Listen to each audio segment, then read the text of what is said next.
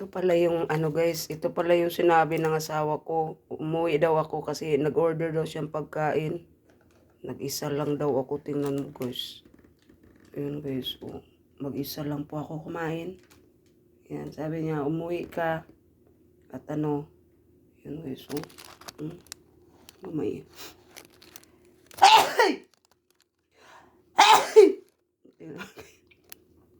Ano pa siya guys, oh. Diba? Tapos, sabi niya may manok daw. Oh, manok guys. Oh, diba guys? Sarap guys. Oh, manok guys. Ito pong favorite ko guys. Ayoko po yung fried. Yung katulad sa ano.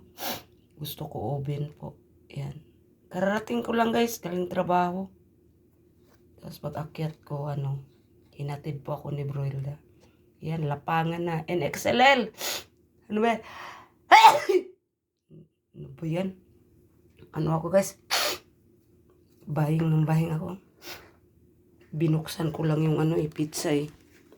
Ito siya guys. Ito guys. Ito guys. Coupon po to. Yan na. Ayan guys. May nakasulat po dyan guys ha. May nakasulat po dito guys. Pag ano ba? Sige. Tanggalin ko muna yung ano. Hindi ko makikita. Pag ano siya guys. Pag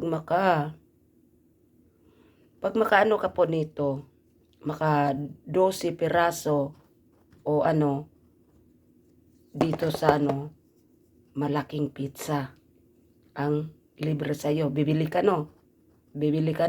Tapos ngayon, kung hindi ka bibili, pag marami ka ng 12 nito, 12 yan, pwede mong palitan, punta ka doon sa binibilihan mo. Yan. Meron po iyang ano. Kaya ito iniipon ko guys. Ang dami ko nito guys. Tapos expire na guys. Expire daw. Yan guys. O diba sabi ko sa inyo hindi po ako mahilig sa Coke. Mahilig po ako sa Pepsi. At saka ano yung mga Mountain Dew, Sprite. Yan. Ayoko po yung ano Coke. Maano sa ano.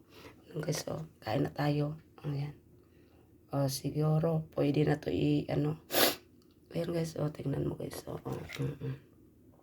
Yung, diba, ang sarap. Kain tayo, ang manok. Ang manok ni San Pedro Oven po yan siya guys. O siya, bye-bye.